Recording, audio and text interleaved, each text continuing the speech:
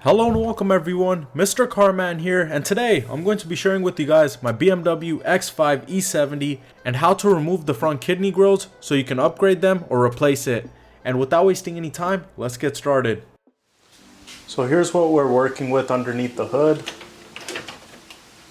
These grills are very easy to remove. You don't need any tools and it literally takes about 10 seconds. So let me share with you guys. There's going to be a few tabbings all the way around. We have 1, 2, 3, 4, 5. And all you're going to do is push this tabbing a little bit in. There's a black tab and then there's this. And all you're going to do is push it in so it clears the black side. And you're going to do the same thing on the side as well. So here's the last one. And just like that, your grill comes out. And now if you guys are looking to upgrade it to the M Sport style or just the whole gloss black, I will have links to them down below in my description box.